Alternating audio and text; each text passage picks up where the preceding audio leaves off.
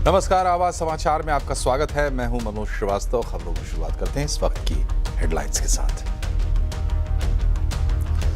Deadline खत्म होने से पहले ही अमेरिका इजराइल का ईरान पर अटैक।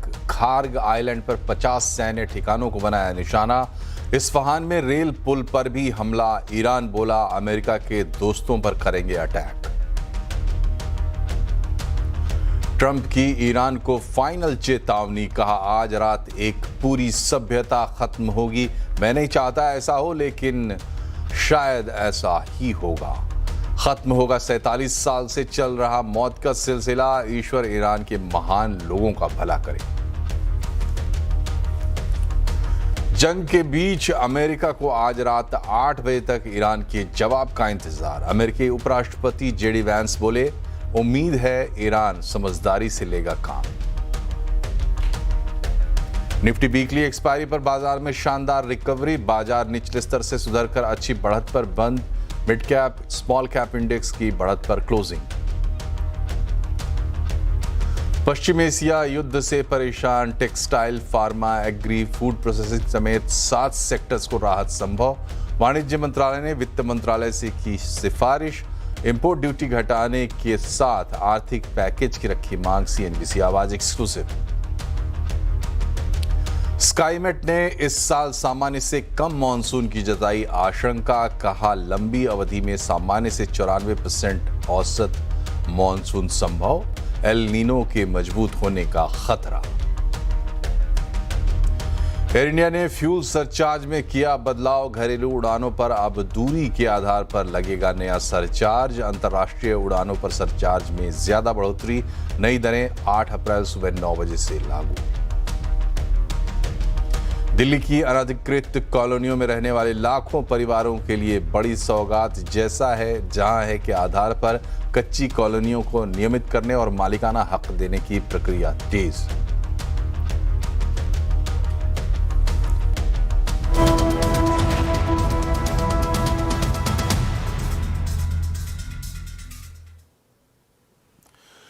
ट्रंप की डेडलाइन खत्म होने से पहले ही ईरान पर अमेरिका और इजराइल के हमले शुरू हो गए हैं। ईरान के खार्ग आइलैंड पर हमला किया गया है। इसके अलावा रेलवे लाइन और पुलों पर भी हमले की खबर है। वहीं दूसरी तरफ अमेरिकी राष्ट्रपति डोनाल्ड ट्रंप ने ईरान को फाइनल चेतावनी देते हुए कहा है कि आज रात एक पूरी सभ्यता खत्म होगी। ताज़ा अपडेट के लिए हमारे साथ तेल अवीव से जुड़े हैं हमारे संवाददाता रिफत अब्दुल्ला।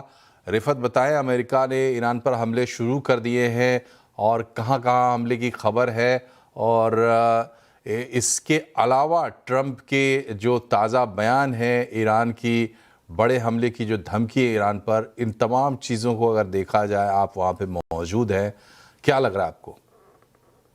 देखिए, जिस तरीके से बार बार डोनाल्ड ट्रंप धमकी दे रहे थे और बता रहे थे कि जब तक उनके 15 पॉइंट नहीं माने जाएंगे तो तब तक ईरान के साथ कोई बात नहीं होगी। ईरान भी लगातार कह रहा है कि जब तक उनके 5 पॉइंट नहीं माने जाएंगे वो भी टेबल पे नहीं आएंगे। तो ऐसे में फिलहाल जोरदार धमकी दी है पूरे ईरान को उड़ाने की डोनाल्ड ट्रंप ने आज के पोस्ट में, और कल भी उन्होंने अपनी स्पीच में बता दिया कि ईरान के लिए बहुत मुश्किल आ सकती है। तो आज खार्ग आइलैंड पे अटैक किए गए और अभी खबरें आ रही हैं कि कुछ रेलवे लाइंस को भी टारगेट किया गया है, क्योंकि इस्राएली फोर्सेस ने और यूएस फोर्सेस ने वहां पे काफी सारे अटैक ईरान में किए हैं। तो ऐसे में देखना होगा कि आने वाले कुछ घंटे किस तरीके से बीतेंगे, क्योंकि बहुत क्रूशियल है ये कुछ घंटे। क्या कोई बातचीत होगी, या फिर जिस तरीके से डोनाल्ड ट्रंप ने धमकी दी है कि वो ईरान में जगह जगह पे हमले करेंगे, पावर प्लांट को उड़ा देंगे, ब्रिज को उड़ा देंगे, जो भी वहां पे इंफ्रास्ट्रक्चर है उसको उड़ा देंगे। उसका मतलब है कि जो भी वहां पे हॉस्पिटल है, कॉलेजेस हैं, यूनिवर्सिटीज हैं, उनको तबाह करने की धमकी साफ तौर से डोनाल्ड ट्रंप ने दी है। तो ऐसे में ईरान का भी ये कहना है कि अगर उनके इंफ्रास्ट्रक्चर पे अटैक किए गए तो वो भी नहीं बख्शेंगे, वो भी रिटालिएट करेंगे। एक तो वो इसराइल पे हमले करेंगे,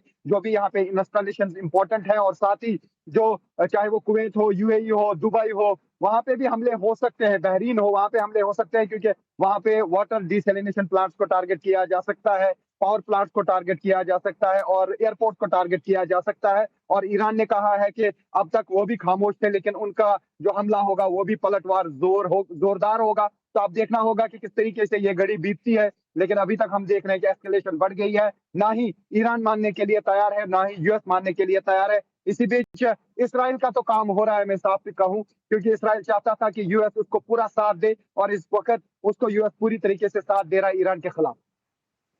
ये बताइए रिफत कि आप तेल अवीव में हैं, इजराइल में इस वक्त किस तरीके का माहौल है? क्योंकि युद्ध के इसमें तो दोनों तरफ तनाव होता है। इजराइल में ग्राउंड पर आपको क्या दिख रहा है? देखिए, यहाँ पे लगातार सायरन बजती हैं, लगातार अटैक हो रहे हैं, कई जगहों पे नुकसान हो रहा है, कई जगहों पे कम, कई जगहों पे ज्यादा। कल जो हाइफा में अटैक हुआ, 4 लोगों की वहां पे मौत हुई है, 10 से ज्यादा लोग घायल हुए। आज भी कई जगहों पे यहाँ पे सेंट्रल ये जो इसराइल है और टेल अवीव है, जगह जगह पे यहाँ पे अटैक्स हुए और आज भी कई लोग घायल हुए, कई जगहों पे इम्पैक्ट मिला। लेकिन जहाँ पे भी डायरेक्ट हिट लगती है वहां पे बहुत ज्यादा तबाही होती है और कई जगहों पे मिसाइल जो है डायरेक्ट हिट करते हैं और पूरा 1 किलोमीटर का एरिया तबाह हो जाता है। डैमेज यहाँ पे भी होते हैं, लेकिन जिस तरीके से ईरान में बहुत ज्यादा नुकसान हुआ है और अब जिस तरीके से डोनाल्ड ट्रंप ने धमकी दी है कि पूरा वो ईरान को उड़ा देंगे, स्टोन एज में लाएंगे। अब देखना होगा कि कल तक किस तरीके से डेवलपमेंट्स होती हैं, लेकिन फिलहाल जोरदार धमकी डोनाल्ड ट्रंप की तरफ से दी गई है। लेकिन ईरान पे उस धमकी का असर नहीं देखने को मिल रहा है। बताया जा रहा है कि आज भी वहां पर जो वहां पे पावर प्लांट है उसके इर्द गिर्द ह्यूमन चेन बनाई गई और ईरान कह रहा है सारे लाखों लोग जो है, करोड़ों लोग मरने के लिए तैयार हैं, लेकिन झुकने के लिए वो तैयार नहीं। चलिए, बहुत बहुत शुक्रिया आपका रिफत। अपना ख्याल रखिए और बढ़ते हैं खबरों में आगे। ट्रंप ने डील नहीं होने पर ईरान को पूरी तरह तबाह करने की धमकी दी है। इधर ईरान भी झुकने को तैयार नहीं है, तो कयामत का काउंटडाउन क्या शुरू हो गया है? आवाज़ अड्डा में आज इसी पर होगी बड़ी चर्चा। ट्रंप का फाइनल अल्टीमेटम, जरूर जुड़िए शाम 7:57 पर। पश्चिम एशिया में युद्ध के चलते प्रभावित सेक्टर्स को राहत देने के लिए सरकार कई और कदम उठा सकती है।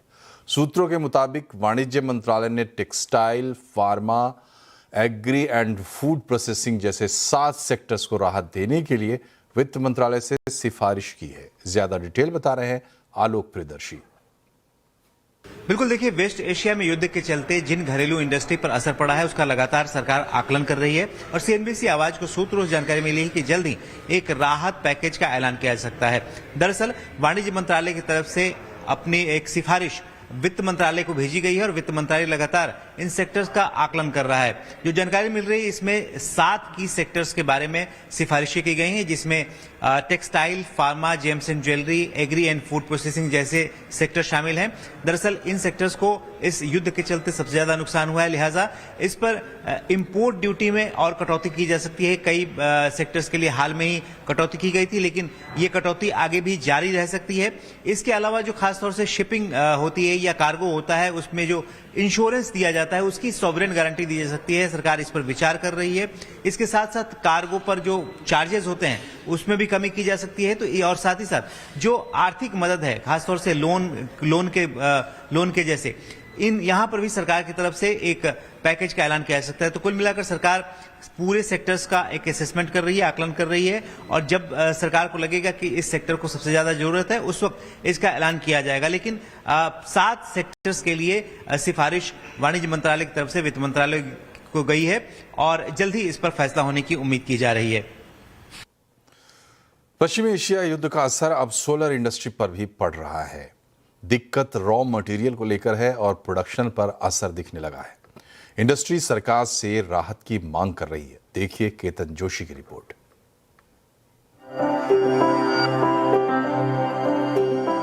देश के ज्यादातर राज्यों में अब सोलर बिजली पैदा हो रही है और प्रधानमंत्री ने पंचामृत प्रोग्राम के तहत 2030 तक 500 गीगावाट रिन्यूएबल एनर्जी का लक्ष्य रखा है। सोलर का इसमें बड़ा हिस्सा है। अभी भारत 230 गीगावाट रिन्यूएबल एनर्जी का उत्पादन कर रहा है, लेकिन सोलर प्लांट लगाने के लिए जरूरी सेल, मॉड्यूल, ग्लास समेत 80% सामान या रॉ मटेरियल इंपोर्ट होता है, जो युद्ध के चलते 15 से 20% तक महंगा हो गया है। इतने दाम चुकाने पर भी सामान कब मिलेगा इसकी कोई गारंटी नहीं है। गैस की दिक्कत से एल्युमिनियम समेत अन्य चीजें डोमेस्टिक मार्केट में काफी महंगी हो गई है। ये प्राइवेट कंपनीज कैप्टिव प्रोजेक्ट्स डालते हैं, तो उसमें हम लोग 10 मेगावाट का एक प्रोजेक्ट डेवलप कर रहे थे।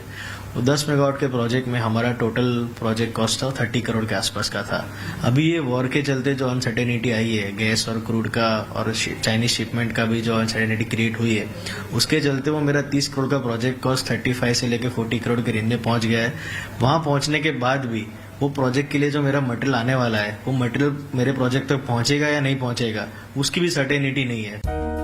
युद्ध से पैदा हुए हालात के ऊपर DCR यानी कि डोमेस्टिक कंटेंट रिक्वायरमेंट के तहत 1 जून 2026 से कोई भी सोलर इक्विपमेंट विदेश से आयात नहीं हो पाएगा।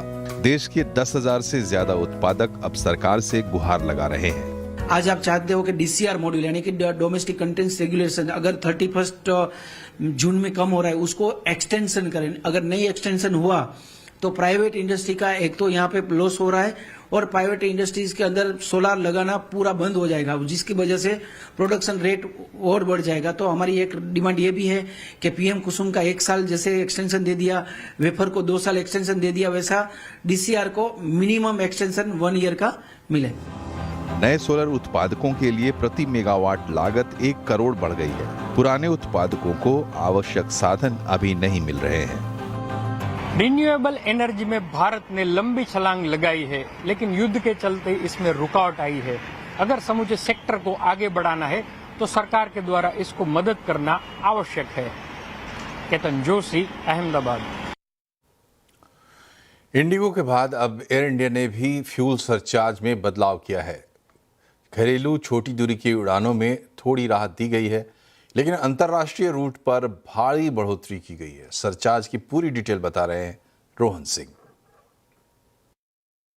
जी, इंडिगो के बाद अब एयर इंडिया ने भी फ्यूल सरचार्ज की दरों में रिवीजन की घोषणा की है और पैटर्न वही है। जो छोटी दूरी की उड़ानें हैं वहां तो थोड़ी सी राहत मिली है, लेकिन जो लंबी दूरी की उड़ानें हैं वहां फ्यूल सरचार्ज को कई गुना ज्यादा बढ़ा दिया गया है। और इस वक्त जो पहले जहां रीजन वाइज था छोटी घरेलू उड़ानों को, उसे अब डिस्टेंस वाइज कर दिया गया है। जो नई दरें डिसाइड की गई हैं, 500 किलोमीटर से कम की अगर उड़ान है तो फ्यूल सरचार्ज अब 300 रुपए का लगेगा। साथ ही अगर 2000 किलोमीटर से ज्यादा की उड़ान है तो ये 899 रुपीज का सरचार्ज तय किया गया है। साथ ही अगर डेस्टिनेशन वाइज देखा जाए इंटरनेशनल फ्लाइट्स के लिए, तो यूरोप की जो उड़ानें हैं उसके लिए $205 तय किया है। नॉर्थ अमेरिका और ऑस्ट्रेलिया के लिए $280 तय किया गया है। ये जो नई दरें हैं ये 8 तारीख को सुबह 9 बजे से जो है लागू होगी। साथ ही कुछ ऐसे इंटरनेशनल डेस्टिनेशन के लिए 10 तारीख से ये नई दरें लागू होने जा रही हैं। बीमा सुगम प्लेटफॉर्म में बीमा पॉलिसी काफी सस्ती हो सकती है। बीमा कंपनियां IRDAI को कमीशन में भारी कटौती का सुझाव भी दे सकती हैं। कमीशन घटने से टर्म इंश्योरेंस 30% तक सस्ता होने की उम्मीद है। क्या है पूरी डिटेल बता रहे हैं यश जैन। तो जैसे इंश्योरेंस कंपनी सोच रही है कि बीमा सुगम प्लेटफॉर्म एक रियलिटी में आता दिखेगा, उस हिसाब से एक भारी कटौती आ सकती है इंश्योरेंस कमीशंस में। हमारे सूत्रों के अनुसार इंश्योरेंस कंपनीज की अगली मीटिंग जो IRDAI चेयरमैन के साथ होगी अप्रैल के अंत में, वहाँ पे सारी बीमा कंपनियाँ एक सुझाव दे सकती है कि जो सबसे ज़्यादा डिमांड में इंश्योरेंस प्रोडक्ट्स है, जैसे कि term life insurance, motor insurance, health insurance, इन पॉलिसीज पे कमीशन 90% यानी 90% से कम होकर सिर्फ 10% रहता दिख सकता है। ऐसा सुझाव आ सकता है हमारे सूत्रों के अनुसार। टर्म लाइफ इंश्योरेंस पॉलिसी हमारे सूत्रों के अनुसार सेकेंड क्वार्टर FY 27 में, और हेल्थ इंश्योरेंस पॉलिसी वो भी सेकेंड क्वार्टर FY 27 में बीमा सुगम पे अवेलेबल की जा सकती है ट्रांजैक्शंस के लिए। और motor insurance policy first quarter FY 27 में ट्रांजैक्शंस के लिए अवेलेबल हो सकती है बीमा सुगम में। अभी जो ये 90% कमीशन कम होने की बात है वो मैं एक एग्जांपल के द्वारा समझाता हूँ। अगर आज के हिसाब से देखा जाए तो कोई भी एग्रीगेटर या डिस्ट्रीब्यूटर होता है इंश्योरेंस प्रोडक्ट्स का, टर्म लाइफ इंश्योरेंस पॉलिसी का समझो प्रीमियम 100 रुपये है तो उस पर 50% यानी कि 50 रुपये कमीशन होता है और पॉलिसी होल्डर को फाइनल कॉस्ट आता है 150 रुपये। बीमा सुगम पर जब ये term life insurance policies list होगी ट्रांजैक्शन के लिए, तभी ये जो 50 रुपये का कमीशन है वो कम होकर सिर्फ 5 रुपये होता हुआ दिख सकता है, जिसका मतलब एंड पॉलिसी होल्डर को ये कॉस्ट आ सकती है सिर्फ 105 रुपये इंस्टेड ऑफ 150 रुपए, यानी कि 90% कटौती कमीशन रेट्स में और 25 से 30% कटौती प्रीमियम प्राइसिंग में पॉलिसी होल्डर के लिए। जनरल इंश्योरेंस कंपनीज यानी मोटर और हेल्थ पे भी सिमिलर मॉडल आ सकता है, जहां पे 100 रुपए कमीशन पे आज 25 रुपए 100 रुपए प्रीमियम पे 25 रुपए कमीशन होता है, वो 25 रुपए कमीशन घटकर सिर्फ 2 रुपए रह जाएगा और जो फाइनल कॉस्ट आज 125 रुपए है प्रीमियम की, वो 102 रुपए पे आ जाएगी, यानी कि 85 से 90% कट कमीशन में और 25 से 30% कमी प्रीमियम कॉस्ट पे पॉलिसी होल्डर के लिए। इस साल मॉनसून सामान्य से कम रह सकता है। प्राइवेट वेदर फोरकास्टर स्काईमेट ने मॉनसून की सामान्य से कम रहने का अनुमान जताया है। क्या है स्काईमेट का पूरा मॉनसून फोरकास्ट, बता रहे हैं असीम मनचंदा। मॉनसून का पहला पूर्वानुमान जारी हो चुका है। प्राइवेट वेदर फोरकास्ट स्काईमेट ने अपना पूर्वानुमान जारी किया और उसके मुताबिक इस साल बारिश सामान्य से कम होगी। वैसे तो लॉन्ग पीरियड एवरेज रेनफॉल 95 से ऊपर को सामान्य माना जाता है, लेकिन प्राइवेट वेदर फोरकास्टर स्काईमेट के मुताबिक इस साल बारिश 94% से कम ही देखने को मिलेगी। खासतौर पर कि इस बार अल नीनो का असर काफी रहेगा। अल नीनो इस बार मजबूत होने के आसार नजर आ रहे हैं। जो बाहर के फोरकास्टर्स उन्होंने भी इसकी ऑलरेडी घोषणा कर दी है कि इस बार अल नीनो काफी मजबूत होगा, तो उसका असर इस बार बारिश के ऊपर पड़ेगा। बारिश सामान्य से कम हो सकती है, तो इसको देखते हुए हालांकि अभी पहला ही पूर्वानुमान है, अभी मौसम विभाग को अपना पूर्वानुमान जारी करना है। मई के बीच में मौसम विभाग अपना पूर्वानुमान जारी करेगा और उसके बाद ये जो स्काईमेट है वो भी अपना दूसरा पूर्वानुमान जारी करेगा। तब देखना होगा कि क्या जिस तरह से ये प्राइवेट फोरकास्टर घोषणा कर रहे हैं वो घोषणा सही रहती है और बारिश सामान्य से कम होगी। और अब बात करते हैं बाजार की। निफ्टी वीकली एक्सपायरी पर बाजार में शानदार रिकवरी देखने को मिली।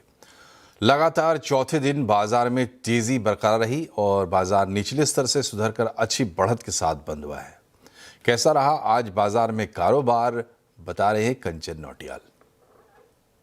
तो हफ्ते का दूसरा कारोबारी दिन और वीकली एक्सपायरी के दिन बाजार में क्या शानदार रैली जो है आज के सत्र में हमें सेकेंड हाफ में आती हुई दिखाई दी है। देखिए निफ्टी की बात करी जाए तो अच्छे खासे गेंस 23,000 के ऊपर जाके आज निफ्टी जो है क्लोज होता हुआ दिखाई दिया है। वहीं बैंकिंग में भी अच्छे खासे गेंस, मिड कैप भी अच्छा परफॉर्म करता हुआ नजर आया है एक्सपायरी के दिन। अब अगर बात करी जाए इसके अलावा की जो बाकी पॉकेट्स हैं वहां पे किस तरीके का परफॉर्मेंस रहा है, देखिए मॉर्निंग में हमने देखा था कि केवल 2-3 ही पैक्स ऐसे थे जैसे कि आईटी हो गया, मेटल्स हो गए, जहां पे एक चमक देखने को मिल रही थी, लेकिन आखिरी तक आते आते ऑलमोस्ट सारे ही इंडाइसेस ने आज अच्छी खासी जो रिकवरी है आज के सत्र में दिखाई है। आईटी तो गेन कर ही रहा है, करीबन 2.5% की तेजी। ऑटो में वापस से एक फ्लैट मूवमेंट आता हुआ दिखाई दिया है। एफएमसीजी इन ग्रीन में आता हुआ बंद होकर दिखाई दिया है। रियलिटी, ऑयल एंड गैस और मेटल्स में जो चमक है वो काफी ज्यादा शानदार आज के सत्र में देखने को मिली है। अब अगर बात कर ली जाए इस टाइम पे कि बाकी स्टॉक स्पेसिफिक एक्शन किस तरीके का रहा है, तो देखिए विप्रो में क्योंकि आईटी पैक लीड करता हुआ दिखाई दे रहा था, नो डाउट मॉर्निंग से ही हिंडाल्को, एचसीएल टेक और टीसीएस ने अच्छे खासे गेन्स दिखाए हैं। लूजिंग पॉकेट की अगर बात कर ली जाए तो doctor Reddy's, Adani enterprises, inter globe aviation और अपोलो हॉस्पिटल्स में जो मंदी का सत्र है आज हमें देखने को मिला है। इसके अलावा आईटी में हमने देखा कि अच्छे खासे गेन्स जो है वो देखने को मिले हैं। इस लिहाज से एम्फोसिस में करीबन 4.25% की तेजी देखने को मिली है, विप्रो करीबन 4% और एलटीआईएमबी की अगर बात करी जाए तो 3.25% की मजबूती के साथ बंद हुआ है। इसके अलावा मेटल्स में मॉर्निंग से हम देख रहे थे कि काफ़ी अच्छी चमक है क्योंकि यहाँ पे काफ़ी सारी ब्रोकरेज रिपोर्ट भी आई है जिन्होंने बोला है कि जो एल्यूमिनियम के प्राइसेस हैं उससे अच्छा खासा बूस्ट मिल रहा है, रुपए का जो डेप्रिसिएशन है वहाँ से बूस्ट मिल रहा है। इनफैक्ट इस टाइम पे अगर वैल्यूएशंस देखे जाए कंपनी के तो वो भी काफ़ी ज़्यादा अट्रैक्टिव दिखाई दे रहे हैं। उसके बाद मेटल्स में भी ये चमक देखने को मिली है, लेकिन ऑल इन ऑल आज का सत्र काफ़ी ज़्यादा हमें इंटरेस्टिंग देखने को मिला। एलपीजी की कमी के चलते चीनी की खपत में कमी देखने को मिली है। इससे किसानों का बकाया 16,000 करोड़ रुपए तक पहुंच गया है। इंडस्ट्री सरकार से मदद की गुहार लगा रही है। इस पर इस्मा के डीजी दीपक बलानी से बात की हमारे संवाददाता असीम मनचंदा ने। हमारे साथ इस वक्त इस्मा के डीजी दीपक बालानी। सर सबसे पहले तो जानना चाहेंगे जो एलपीजी का क्राइसिस अभी चल रहा है तो इसका असर शुगर की कंजप्शन में भी पड़ा है? बिल्कुल, एलपीजी की क्राइसिस की वजह से कई जो रेस्टोरेंट्स हैं उन्होंने अपने मेन्यू कर्टेल कर लिए हैं। आपको मालूम है रोड साइड जो ढाबे हैं, जो चाय वाय, तो कंजम्पशन ओवरऑल एलपीजी क्राइसिस से जो है शुगर का काफ़ी कम हो गया है। और मार्च में जब से वॉर सिचुएशन शुरू हुई और उसके बाद जो डिमांड में काफ़ी कमी आई है, और हमें उम्मीद है लगभग कोटा जितना गवर्नमेंट ने अलाउ किया था उससे लगभग के आसपास 2 लाख टन कम कंजम्पशन हुआ है, तो काफ़ी लैप्स हुआ था। और इस सरकार ने हमारे रिक्वेस्ट पे एक नोटिफिकेशन भी दिया था कि अगर आप कम बेचेंगे तो उसमें कोई पेनल्टी नहीं लगेगी। और वही सिचुएशन अभी भी चल रही है। अप्रैल में भी अभी तक जैसे 8 तारीख 7 तारीख हो गया, लेकिन अभी भी कोई ऐसी डिमांड दिख नहीं रही है। तो ये एक बहुत बड़ा कंसर्न है इंडस्ट्री के लिए, क्योंकि लगभग 2 लाख मार्च में, और अगर ऐसा ही चलता रहा तो 2 लाख लगभग इस महीने में, तो 4 लाख टन का लगभग कम कंजम्पशन, और ये ऐसा कंजम्पशन है जो कि वापस नहीं आएगा। तो ओवरऑल जो कंजम्पशन हमने पहले 280 लाख टन का लगभग एस्टिमेट किया था, अगर सिचुएशन ऐसी बनी रही तो लगभग 275-277 लाख टन तक की कंजम्पशन रह जाएगा। तो एक्सपोर्ट भी आप लगता है कि नहीं होगा ज़्यादा, क्योंकि स्टेट ऑफ हॉर्मुज बंद है?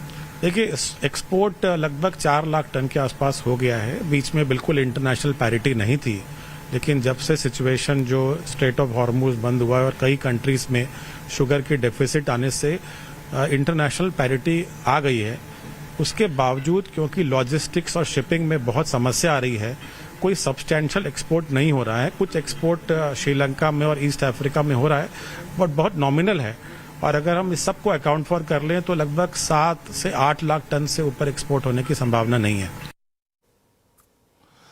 और यहाँ रुकते एक छोटे से ब्रेक के लिए, लेकिन खबरें अभी और भी हैं। बने रहिए आप CNBC आवाज के साथ। ब्रेक के बाद एक बार फिर से आपका स्वागत है आवाज समाचार में।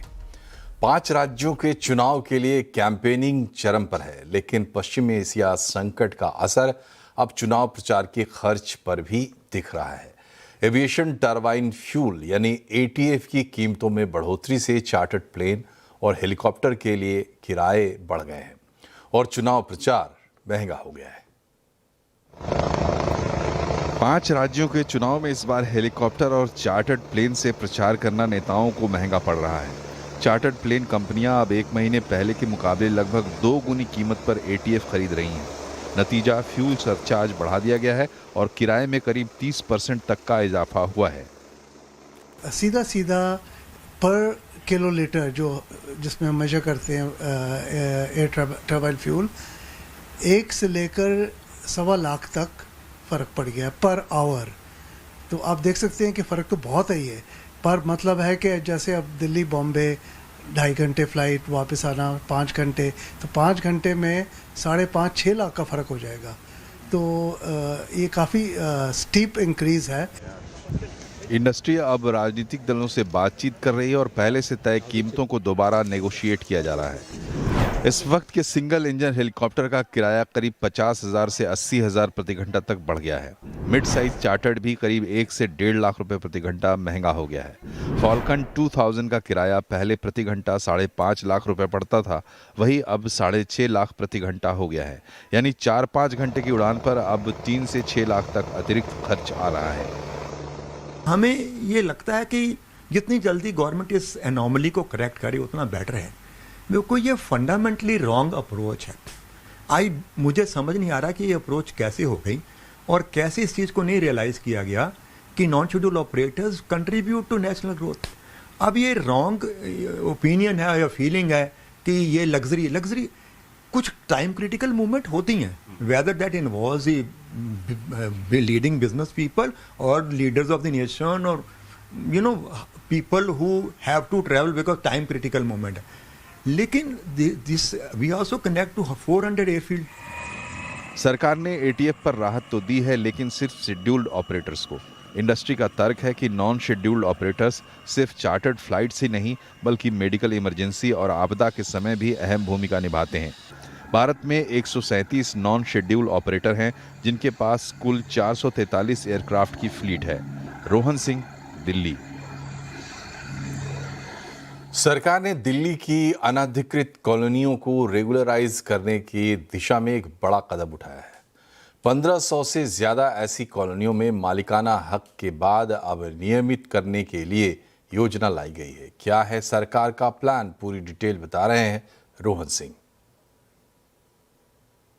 जो दिल्ली के करीब 1500 से ज्यादा अनऑथराइज्ड कॉलोनी में रहने वाले 50 लाख से ज्यादा लोगों के लिए ये खबर है, क्योंकि सरकार ने अब ऐसे लोगों का जो आवास है उसके रेगुलराइजेशन के लिए एक महत्वपूर्ण कदम उठाया है। एज इज वेयर इज, यानी कि जहां है और जैसा है उसी आधार पर उसे नियमित किया जाएगा। साथ ही इस पूरी प्रक्रिया को सरल बनाने की कोशिश की गई है।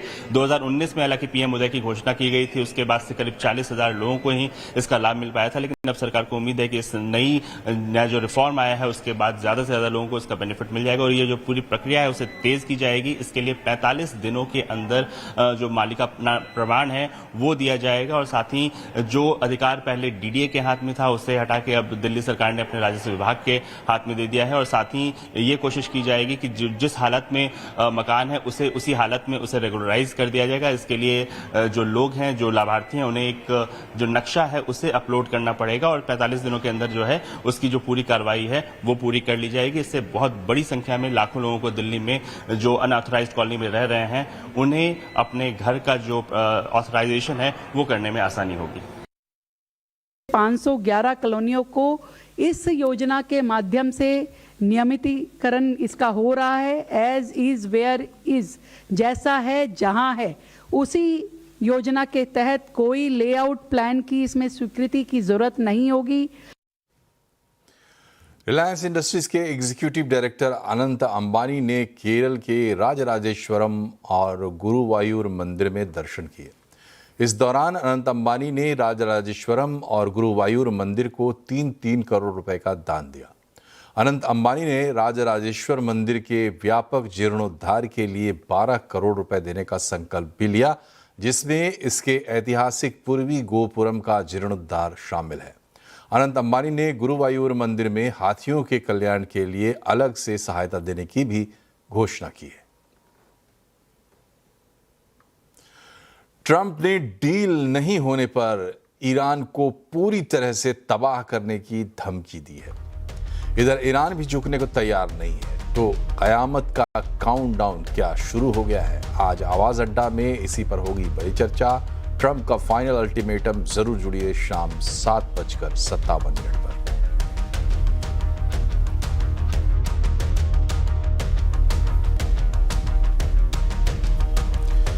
और इसी के साथ बुलेटिन में फिलहाल इतना ही, लेकिन खबरों का सिलसिला लगातार जारी रहेगा। आप भी रहिए खबरों पर अपडेट और इसके लिए जुड़े रहिए CNBC आवाज से। नमस्कार।